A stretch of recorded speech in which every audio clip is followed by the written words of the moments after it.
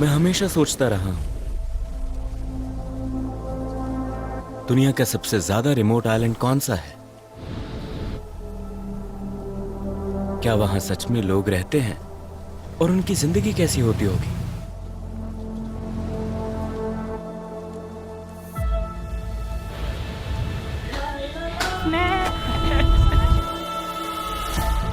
आज हम जा रहे हैं धरती के 3 सबसे आइसोलेटेड आइलैंड्स पर, रिमोट से लेकर एक्सट्रीमली रिमोट तक। हर एक आइलैंड किसी अलग कॉन्टिनेंट के सबसे करीब है और हर एक की अपनी अनोखी और असाधारण कहानी है।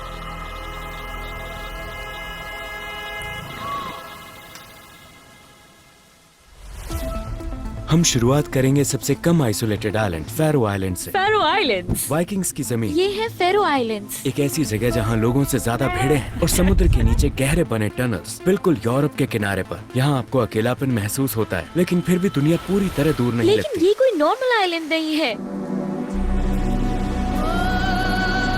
अब हम जा रहे हैं यमन के सोकोत्रा आइलैंड पर। एक ऐसा आइलैंड जो धरती जैसा लगता ही नहीं, जैसे इसका लैंडस्केप किसी और प्लेनेट का हो। यहाँ मिलते हैं दुनिया के कुछ सबसे दुर्लभ पेड़, जिनमें आइकॉनिक ड्रैगन ब्लड ट्री भी शामिल है, जो बायोलॉजिकल आइसोलेशन का प्रतीक है। एक ऐसा आइसोलेशन जो सिर्फ समुद्र से नहीं बल्कि ज्योग्राफी और पॉलिटिक्स से भी बना है। और आखिर में हम पहुंचेंगे दुनिया के सबसे रिमोट बसे हुए आइलैंड पर, सेंट हेलेना। अटलांटिक ओशन के बीचों बीच एक आइलैंड जो एक प्राकृतिक जेल बन गया है। न कोई पड़ोसी देश, न कोई सड़क और न कोई आसान एस्केप। 500 साल का आइसोलेशन। हम यहीं से शुरुआत करते हैं। Welcome to Faroe Islands.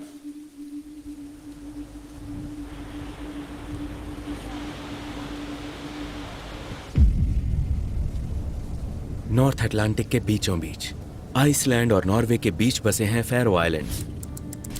दुनिया से कटा हुआ 18 छोटे आइलैंड्स का एक द्वीप समूह, जहां करीब 50,000 लोग रहते हैं। इन आइलैंड्स पर आपको ऐसे छोटे छोटे कस्बे मिलेंगे। क्या लगता है यहाँ कितने लोग रहते होंगे? सिर्फ 18। समुद्र की सतह से 70 मीटर नीचे इन्होंने दुनिया का पहला अंडर सी राउंड अबाउट बनाया। यहाँ कुल मिलाकर 25 टनल्स हैं, जिनमें से 4 समुद्र के नीचे हैं और बाकी पहाड़ों के अंदर से निकाले गए हैं। पहला टनल 1960 के दशक में बना था और सबसे लंबा टनल लगभग 11 किलोमीटर लंबा है।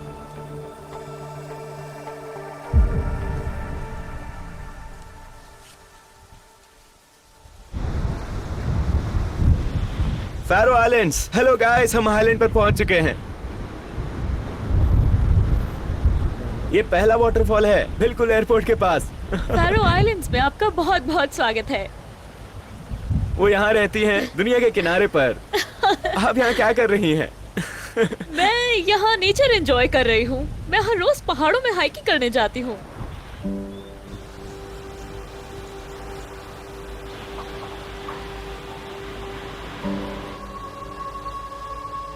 ये शहर है।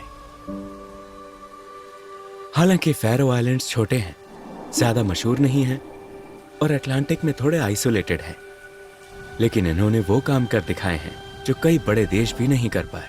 इन्होंने दुनिया का पहला अंडर सी राउंड अबाउट बनाया, वो भी टनल के अंदर। हम अभी पानी के नीचे हैं। अब हम जा रहे हैं उस राउंड अबाउट को देखने, अंडर वाटर, समुद्र के बीच में। देखो, ये दाएं और बाएं दोनों तरफ स्प्लिट होता है। सोचिए, सिर्फ 50,000 लोग इन आइलैंड्स पर रहते हैं और उन्होंने इतने सारे टनल्स बना दिए। हम समुद्र के नीचे हैं। ये दिखाता है कि दुनिया के कई दूसरे देशों की तुलना में यहाँ निवासियों की कितनी वैल्यू है। ये सिर्फ रोड नेटवर्क नहीं है, ये प्रकृति के बीच बने इंजीनियरिंग लैंडमार्क्स हैं। आइसोलेटेड आइलैंड से लेकर यूरोप के सबसे डेवलप्ड रोड नेटवर्क्स में से एक।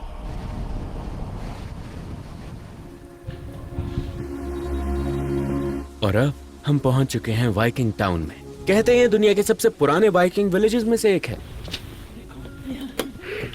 स्थानीय भाषा फेरोईज है, जो ओल्ड नॉर्थ से आती है। Welcome to Faroe. आज भी इनकी परंपराएं और लाइफस्टाइल पुराने नॉर्थ की भावना को दिखाते हैं। यहाँ तक कि फैरो नाम का मतलब ही शीप आइलैंड्स है।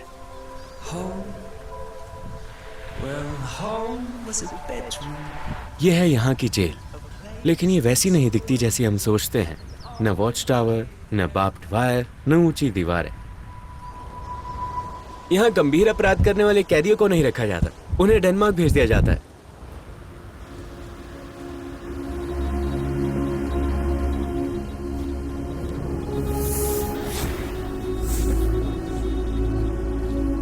ये फैरो आइलैंड्स की सबसे बड़ी झील है। इस जगह को देखो, समुद्र के ऊपर एक झील, वो देखो समुद्र। कितना अविश्वसनीय है। और अब हम देखेंगे कि यहाँ के लोग कैसे रहते हैं। फैरो आइलैंड्स में लोकल्स यहाँ ऐसे रहते हैं। ये मेरी जगह है। ये सैंडावागुर नाम का एक छोटा सा गांव है। अच्छा? और वो सामने जो घर है वो मेरा है, एक ट्रेडिशनल फैरोइज हाउस। अब हम इस तरफ जा रहे हैं मेरे घोड़े देखने। ओ, आपके पास घोड़े जी हैं? हाँ है। क्या ये आइसलैंडिक हॉर्सेस हैं? हाँ, ये आइसलैंडिक हॉर्सेस हैं। हाँ आप लोग तो बहुत शांति से जी रहे हैं। हाँ बिल्कुल, लोग इसे धरती का आखिरी पैराडाइज कहते हैं। तो आप लोग बहुत ज्यादा आइसोलेटेड तो नहीं है, मतलब सबसे कम आइसोलेटेड। हाँ, हम आइसोलेटेड थोड़ा बहुत है ना? हाँ थोड़ा बहुत, क्योंकि हमारे पास एयरलाइन है और हमारी शिप्स डेनमार्क और अच्छा। दूसरी जगहों तक भी जाती हैं। हाँ। ये आपके पास खुद आ गए? ये आपको जानते हैं? हाँ, मुझे और मेरी आवाज पहचानते हैं। ओके। ये तुरंत आ जाते हैं। इसका नाम है क्लेस्बा क्लेस्बा। और दूसरे का नाम है सारिया। वाह, कितनी खूबसूरत है। क्या मैं उसे छू सकता हूँ? हाँ बिल्कुल।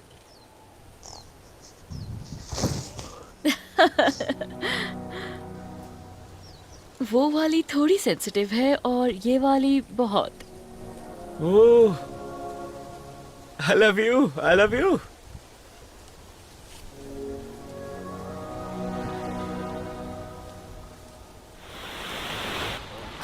आइए। फैरो आइलैंड्स में लोग ऐसे रहते हैं। ये है इनके घर।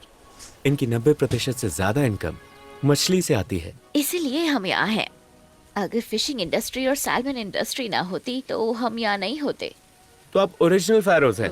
जी हाँ बिल्कुल। तो आपके पूर्वज वाइकिंग्स थे? वाइकिंग्स, जी सच बिल्कुल में? सही।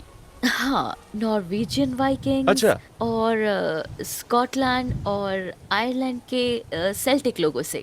तो आप लोग पहले पूरी दुनिया में सेलिंग करते थे, है ना? हाँ, वो 1000 करते साल थे, पहले। वो करते थे। वो आइसलैंड गए, फिर ग्रीनलैंड अच्छा। और आखिरकार कनाडा तक। 1000 साल पहले ये आइलैंड्स नॉर्थ और वेस्ट के बीच उनके रूट पर वाइकिंग्स का एक स्टॉप हुआ करता था। और आज भी ये अपनी शांति और आइसोलेशन को संभाल कर रखे हुए हैं। मुझे यहाँ पसंद है। मुझे यहाँ की शांति पसंद है। मुझे यहाँ का मौसम पसंद है। मुझे नेचर पसंद है। मैं कभी भी किसी बड़े शहर में नहीं जाना चाहूंगी। आप 17 साल की हैं। हाँ, मैं 17 साल की हूँ। हे, हमें अपने घर पर बुलाने के लिए थैंक यू। वेलकम। हाँ, मुझे लगता है हम यूनिक हैं। मुझे लोगों को बताना अच्छा लगता है कि हम सिर्फ 55,000 लोग हैं। मुझे ये कूल लगता है। अगर आप लोगों को फैरो आइलैंड्स के बारे में बताओ तो क्या वो जानते हैं? नहीं, जब मैं बताती हूँ कि मैं कहाँ से हूँ तो लोग हमेशा पूछते हैं वो कहाँ है। ओके। हाँ, यहाँ तक कि यूरोप में भी? हाँ। मुझे ये बहुत पसंद है कि मैं यहाँ सबको जानती हूँ। मैं यहाँ के लगभग हर यंग पर्सन को जानती हूँ और यहाँ बड़ा फ्रेंड ग्रुप बनाना बहुत आसान है। क्या यहाँ सब एक दूसरे को हाँ, जानते हैं? यहाँ सब एक दूसरे को जानते हैं। क्या तुम फ्यूचर में यहाँ से जाने का प्लान कर रही हो या हमेशा यही रहना चाहोगी? तुम ये सवाल उसकी मम्मी के सामने पूछ रही हो। ये नहीं करेंगी। मुझे नहीं पता। मुझे नहीं पता कि मैं पूरी जिंदगी फैरो आइलैंड्स में रहना चाहती हूँ या नहीं। हम काफी आइसोलेटेड हैं। फैरो जरूर विजिट करना। ओके। हाँ, समर में बहुत ब्यूटीफुल होता है। आओ आओ, पूरी फैमिली यहाँ है। ये एक रियल फैरोइज फैमिली है। हाँ। आप डैनिश नहीं हैं, सही? नहीं, डैनिश नहीं, मैं फैरोइज हूँ। हालांकि ये देश डेनमार्क का हिस्सा है ना? हाँ, देश डेनमार्क का हिस्सा है, लेकिन हम खुद को उससे जुड़ा हुआ महसूस नहीं करते। हम अपनी अलग पहचान रखते हैं। हमारा अपना फ्लैग है, अपनी भाषा है और हमारा अपना नेशनल एंथम भी है। थोड़ा सा सुनाएंगी? मैं गाऊं?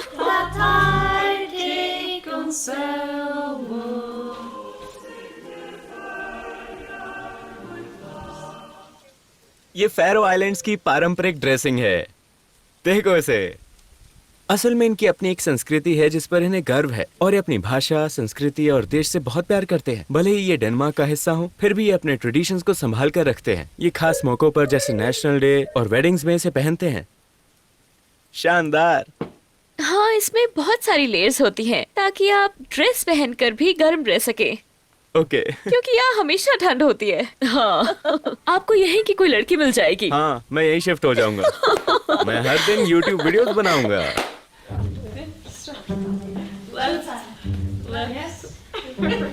ये एक ट्रेडिशनल डांसर है जो हमें दिखा रहे हैं। 2 स्टेप्स लेफ्ट, 1 स्टेप राइट, और हम इसे शादियों में इन आउटफिट्स में करते हैं।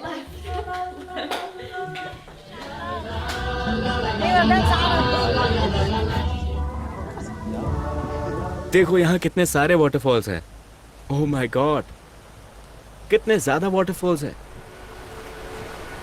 यहाँ लोग बहुत हाई टैक्स देते हैं, लेकिन बदले में एजुकेशन फ्री है, हेल्थ केयर फ्री है, सड़कों पर एक भी गड्ढा नहीं है और समंदर के नीचे विशाल टनल्स हैं। इन आइलैंड्स पर कोई भी जगह समंदर से 5 किलोमीटर से ज्यादा दूर नहीं है, तो आप जहां भी जाएं, आप हमेशा समंदर के करीब रहेंगे। यहाँ आप प्राइम मिनिस्टर को कॉल कर सकते हैं। यहाँ प्यार भी थोड़ा मुश्किल और रेयर हो गया है। लड़कियां बाहर चली जाती हैं और लड़के महीनों तक फिशिंग में काम करते रहते हैं। जो आपसे मिलकर अच्छा लगा। वेलकम। हैरानी की बात है कि फिलिपिनो महिलाएं यहाँ सबसे बड़ी एथनिक माइनॉरिटी हैं, क्योंकि लोकल महिलाओं की कमी है। हम यहाँ एक फैमिली के घर में हैं। Thank you. You are welcome. आपने कहा यहाँ पुरुष ज्यादा हैं?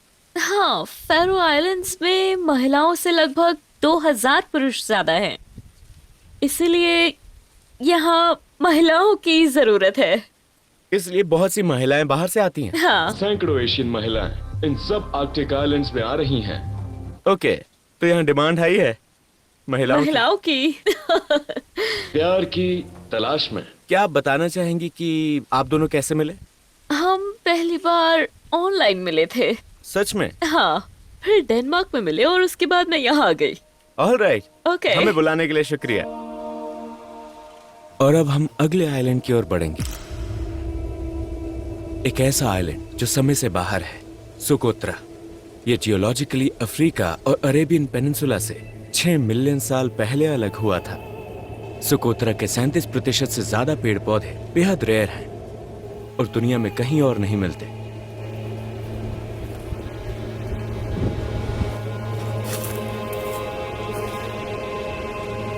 हम आ चुके हैं आइलैंड नंबर 2, सुकोत्रा आइलैंड।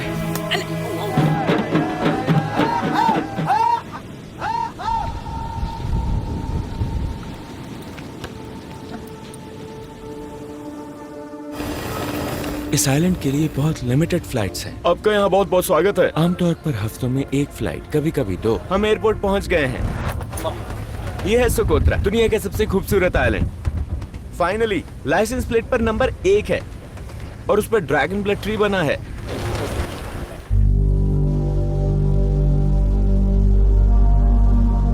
ये आइलैंड का ईस्टर्न साइड है। चलो चले, आज रात हम समंदर के किनारे सोएंगे। हम हर दिन अलग जगह कैंप करेंगे इस एक्स्ट्राऑर्डिनरी आइलैंड पर, फैरो आइलैंड से सुकोत्रा तक। ये आइलैंड एक अरब देश का हिस्सा है।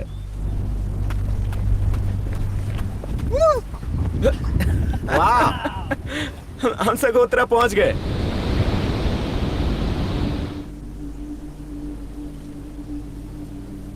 हम इस आइलैंड पर 5 दिन बिताएंगे। हर दिन अलग हिस्से में सोएंगे। हम बीच पर कैंप करेंगे क्योंकि यहाँ सर्विसेज बहुत लिमिटेड है और आइसोलेशन यहाँ की जिंदगी का हिस्सा है।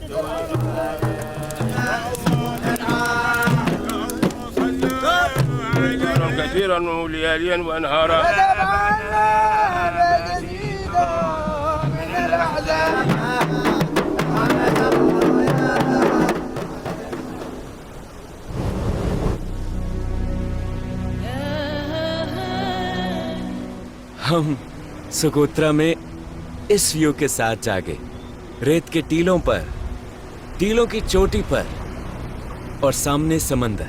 देखो ये नजारा, सफेद रेगिस्तान और नीला समंदर।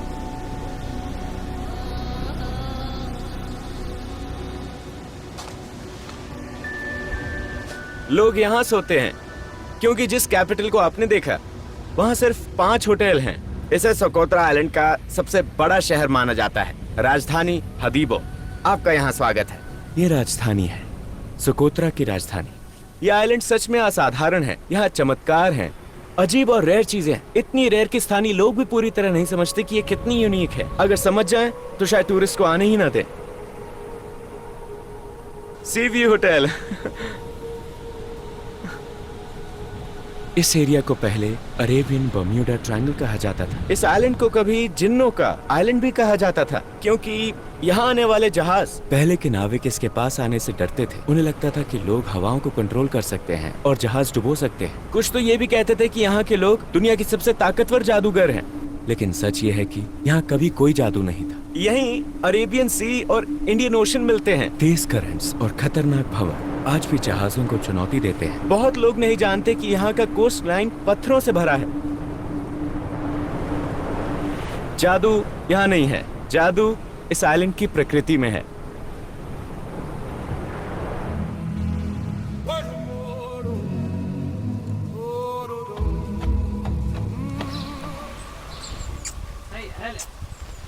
मिस मोना, जी मिस मोना, आप कैसी हैं? मैं ठीक हूँ। आपने कहा ये कई भाषा बोलती हैं। जी, ये अरबी और सोकोत्री बोलती है। क्या ये आपका फार्म है? हाँ, ये मेरा फार्म है सोकोट्रा में। क्योंकि यहाँ के कई पौधे विलुप्त होने के खतरे में हैं, मिस मोना ने उन्हें अपने फार्म पर उगाना शुरू किया। ओ आइए आइए, चलिए बैठते हैं। यहाँ के लोग सोकोत्री बोलते हैं, एक प्राचीन सेमेटिक भाषा जो अरबी से अलग है। ये लिखी नहीं जाती, सिर्फ बोली जाती है। वेलकम मिस्टर चो। ये पूरा ट्रेडिशनल सोकोत्री खाना है, एक असली सोकोत्री दावत। पूरा फ्रेश। इस सोकोत्रा में खजूर को प्रिजर्व करने का पारंपरिक तरीका है। इन्हें ऐसे ही प्रिजर्व किया जाता है, बिल्कुल तरबूज की तरह। हाँ। अरे रुको। भेड़ की खाल के अंदर प्रिजर्व किए हुए खजूर हाँ। ऐसे ही प्रिजर्व करते हैं। ओहो, ये सोकोत्री डेट भेड़ की खाल के अंदर। हाँ, ये भेड़ की खाल है। चलो शुरू करें। हाँ चलो शुरू करते हैं। स्वाद कैसा है? कमाल। इसे ऐसे ही क्यों प्रिजर्व करते हैं? ये सोकोत्रा की पुरानी हाँ, ट्रेडिशन पुराना है। रिवाज। क्या इससे स्वाद बेहतर होता है? हाँ। आप कहाँ जा रहे हैं? हाँ, अरे हमारे मेहमान कजाकिस्तान से। पहली बार। Өте дәмді.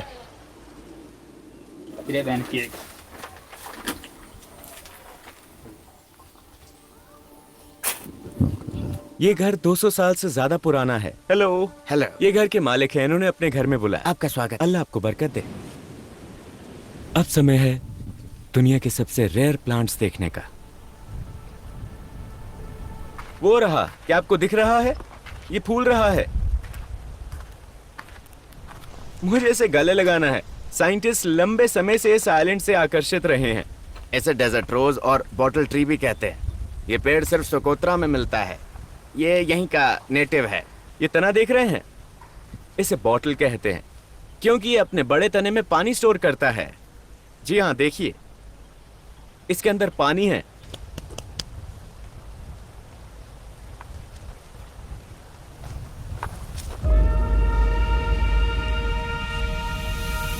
और अब यह है ड्रैगन ब्लड ट्री का जंगल, जिसे ड्रैगन ट्री भी कहते हैं।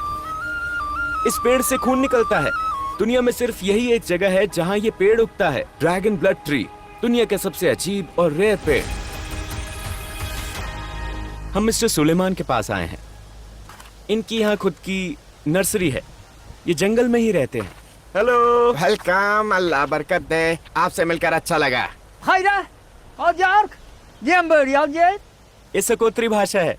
माशाल्लाह, आप इसे बचा रहे हैं। Dragon blood tree. तो ये खतरे में है और आप इसकी रक्षा कर रहे हैं। हाँ, ये खतरे में है और मैं इसे बचा रहा हूँ।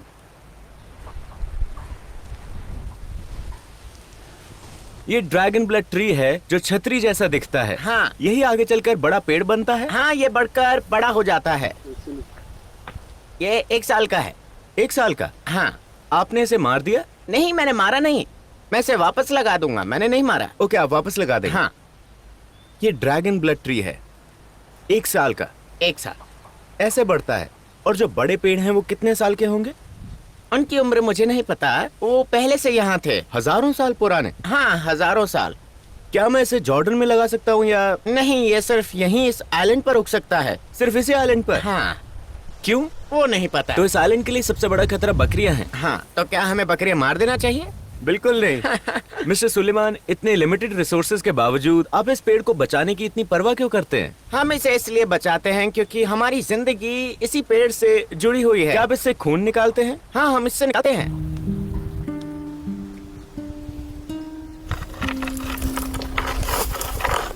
देखो ये खून, इससे खून निकलता है। ये छतरी जैसा दिखता है ना? हाँ, छतरी जैसा। ये हमें धूप से बचाता है। हाँ,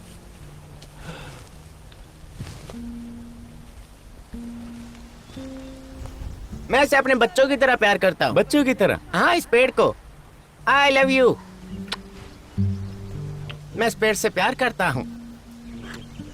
मैं इसे वैसे ही संभालता हूँ जैसे अपने बच्चों को और अपनी चीजों को संभालता हूँ। ये पेड़ मेरी आमदनी का जरिया है। मैं यहाँ वैसे ही रहता हूँ जैसे हमारे पूर्वज रहते थे और जैसे अब मेरे बच्चे रहते हैं। हम आपकी मदद कैसे कर सकते हैं मिस्टर सुलेमान? नहीं, जरूरत नहीं, शुक्रिया। सच में कह रहा हूँ। नहीं, शुक्रिया। यमन के लोगों, इन्हें सपोर्ट करें। शुक्रिया। इससे खून निकलता है। इसकी लाल रेजिन हजारों सालों से दवाई में इस्तेमाल होती आई है। सोचो ये पेड़ से आता है। हाँ, ये यमनी करेंसी है और इस पर सोकोत्रा के एक सिंबल की तस्वीर है।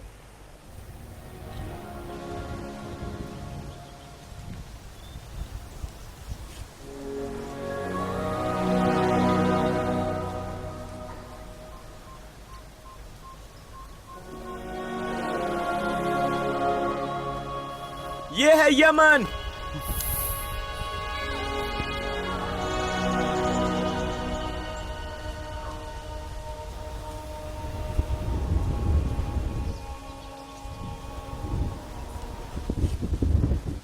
मेरे पीछे दुनिया के दो सबसे रेयर पेड़ हैं, बॉटल ट्री और ड्रैगन ब्लड ट्री। सोकोत्रा छोड़ने के बाद हम ये पेड़ फिर कभी नहीं देखेंगे, चाहे हम पूरी दुनिया घूम लें। इसे देखने के लिए हमें फिर यहीं लौटना पड़ेगा।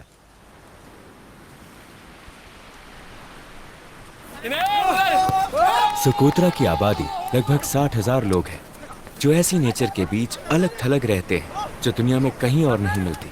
लेकिन अब इनके पास स्टारलिंक है और इंटरनेट हर जगह उपलब्ध है।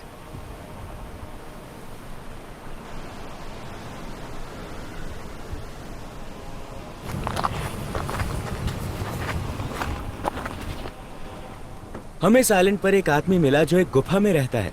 हेलो। हेलो। कैसे हैं? मैं ठीक हूँ। जो हट अप। ये इस आइलैंड के सबसे फेमस इंसान हैं। आप कितने सालों से इस गुफा में रह रहे हैं? मुझे ठीक नहीं पता। मैं अपने परिवार के साथ यहीं बड़ा हुआ। साल गुजरते गए और उन्होंने बताया कि मेरे पूर्वज भी यहीं रहते थे। बहुत लोग गुफाओं में रहते थे। वो लैगून से मछली, सीशेल्स और ऑयस्टर खाते थे। मैं अब उन्होंने बताया कि मेरे पूर्वज भी यहीं रहते थे। बहुत लोग गुफाओं में रहते थे। वो लैगून से मछली, सीशेल्स और ऑयस्टर खाते थे। मैं अब 64 साल का हूँ, अल्लाह के करम से। मैं अभी आग जला रहा हूँ। यह एक सुरक्षित आइलैंड है, यहाँ कोई शिकारी जानवर नहीं है। तो यहाँ क्राइम नहीं होता? नहीं। कभी रात में किसी ने आपसे चोरी करने की कोशिश की? नहीं। कब, कहाँ है? ये रहा सीशेल। ये मेरे लिए और ये आपके लिए। अल्लाह बरकत दे। आपको यहाँ पाकर अच्छा लगा? शुक्रिया, आपको भी। क्या ये आइलैंड बहुत आइसोलेटेड है? हाँ, काफी आइसोलेटेड है। बिल्कुल। आप यहाँ खुद एक लैंडमार्क बन गए हैं। हाँ, मुझे नहीं पता। सोशल मीडिया और टिकटॉक से पहले मुझे कोई जानता नहीं था। वाकई यहाँ आने वाला हर टूरिस्ट आपसे मिलने जरूर आता है। हाँ बिल्कुल। जो भी यहाँ कैंपिंग करने आता है मुझसे मिलने आता है। आप समंदर से मछली पकड़ कर खाते हैं? बिल्कुल।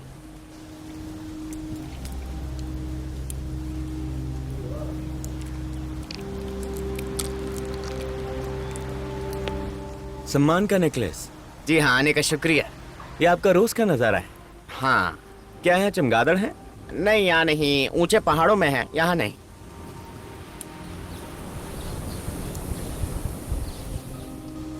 सोकोत्रा सिर्फ एक टूरिस्ट डेस्टिनेशन नहीं है, ये एक टाइम कैप्सूल है जो दिखाता है कि धरती कैसी होती अगर इंसानों ने दखल न दिया होता।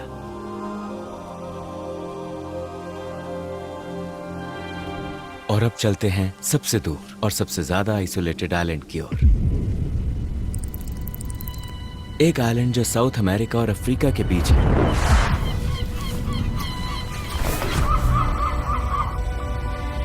दूर साउथ अटलांटिक ओशन में। ये कभी ब्रिटिश जहाजों का स्टॉप हुआ करता था। सुएज कैनाल खुलने से पहले भारत और ब्रिटेन के बीच सामान यहीं से गुजरता था, और जब इसकी भूमिका खत्म हुई तो ये एक नेचुरल जेल बन गया। 5 सदियों से ज्यादा के आइसोलेशन के बाद 2017 में यहाँ फ्लाइट शुरू हुई। आइसोलेशन टूटा, लेकिन सिर्फ हफ्ते में एक फ्लाइट से। और आज भी फ्लाइट सिर्फ एक जगह से आती है, साउथ अफ्रीका। यहाँ आकर ऐसा लगता है जैसे चांद पर उतर गए हो, है ना? लगभग। एयरपोर्ट के कई कर्मचारी और भी जॉब करते हैं, और सिर्फ जिस दिन प्लेन आता है उसी दिन यहाँ इकट्ठा होते हैं। मेरे पीछे एयरपोर्ट है, यह है रनवे, और अभी एक प्लेन टेक ऑफ करने वाला है। सेंट हेलेना में एयरपोर्ट होना वाकई कमाल की बात है। लंबे समय से इसका इंतजार था। उन्हें रनवे बनाने के लिए काफी फ्लैट जमीन तैयार करनी पड़ी। हाँ, 2017 में पहला प्लेन लैंड करने में स्ट्रगल कर रहा था, और उसके बाद एयरपोर्ट पूरे 2 साल के लिए बंद कर दिया गया। ये हाई विंड्स की वजह से हो रहा था।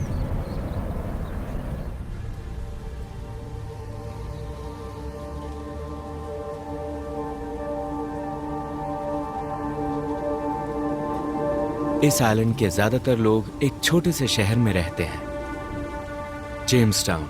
वो देख रहे हैं मेरे पीछे जो दिख रहा है, वही है जेम्स टाउन। आज हम इसी शहर में रुकेंगे, सबसे आइसोलेटेड टाउन्स में से एक। 2 पहाड़ों के बीच फंसा हुआ और बिल्कुल ओशन के किनारे बसा हुआ सेंट हेलेना की पॉपुलेशन लगभग 5000 लोगों की है। इस आइलैंड की अपनी अलग करेंसी है जो आइलैंड के बाहर कहीं काम नहीं करती, लेकिन आमतौर पर यहाँ ब्रिटिश पाउंड इस्तेमाल होता है।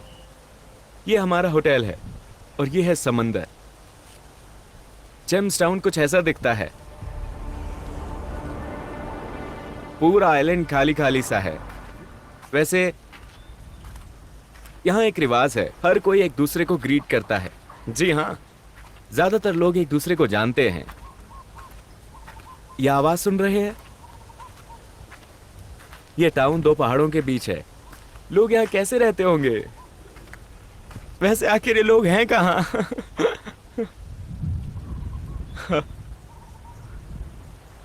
Silence, isolation.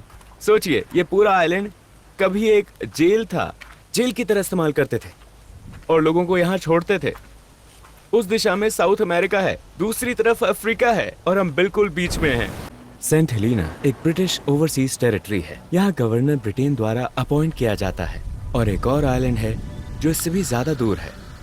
वहाँ शिप से पहुंचने में 15 दिन लगते हैं। तो बताइए, क्या आप चाहते हैं मैं वहां भी जाऊं?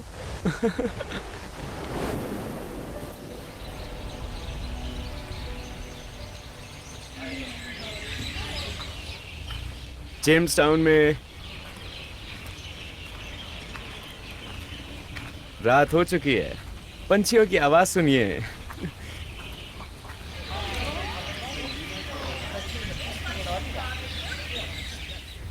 कहते हैं यहाँ दुनिया की सबसे रेयर और महंगी कॉफी बीन्स उगती हैं। उन्हें 300 साल से पारंपरिक तरीके से उगाया जाता है और ब्रिटेन एक्सपोर्ट की जाती है।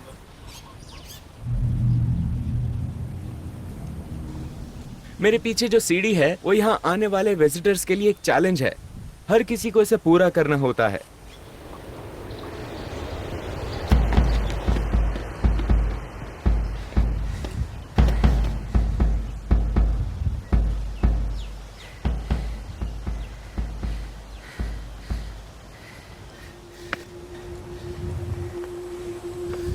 मैं करीब पहुंच रहा हूं, चलो।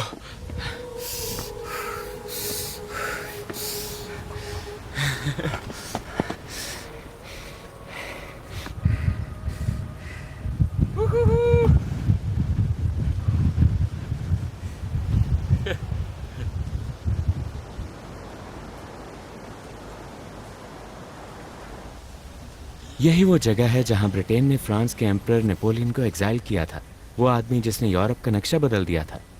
वो उसी रूम में रुके थे। पूरा आइलैंड एक जेल जैसा था क्योंकि ये बेहद रिमोट है और जमीन से बहुत दूर। 1815 में उन्हें यहां भेजा गया इसकी एक्सट्रीम रिमोटनेस की वजह से। ये उनकी कब्र है लेकिन ये खाली है क्योंकि उनके अवशेष पेरिस शिफ्ट कर दिए गए थे। नेपोलियन यहीं पर कैद थे, दुनिया की सबसे खूबसूरत जेल। नेपोलियन की वजह से ही इस जगह की पहचान है, कैदी number 1। Up here at Caissons, where the flax is growing. तो यह है फेस्टिवल ऑफ वॉकिंग जो टूरिज्म डिपार्टमेंट ऑर्गेनाइज करता है। Festival of walking her Sunday.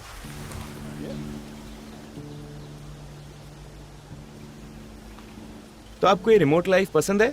हाँ, मुझे रिमोटनेस पसंद है, मुझे शांति पसंद है। फिर मैंने उनसे उनके पूर्वजों के बारे में पूछा। मेरे पूर्वजों में से कोई इंडोनेशियन हो सकता है, लेकिन मुझ में ब्रिटिश, इंडियन, अफ्रीकन सबका मिक्स है। हाँ, मैं हर Okay. चीज का मिक्स हूँ। यहाँ एक चैंपियनशिप होती है लेकिन वो फुटबॉल नहीं है। इस आइलैंड पर क्रिकेट खेला जाता है।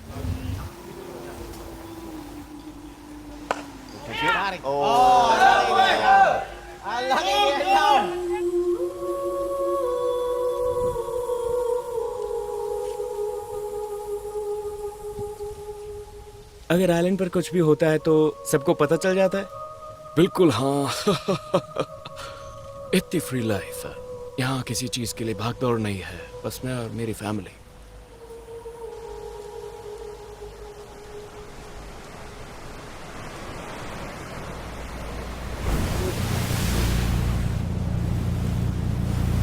ये इनका झंडा है, सेंट हेलिना का फ्लैग। इधर साउथ अमेरिका है और हमारे पीछे अफ्रीका। अफ्रीका दूसरी तरफ है। यही है सेंट हेलिना की लाइफ। समंदर के बीचों बीच। हमने अभी अभी से पकड़ा है। शायद दुनिया को कभी कभी शोर से दूर सांस लेने की जरूरत होती है। आइसोलेशन कभी कभी सुकून देता है, लेकिन यह हमेशा सॉल्यूशन नहीं होता। Goodbye Saint Helena.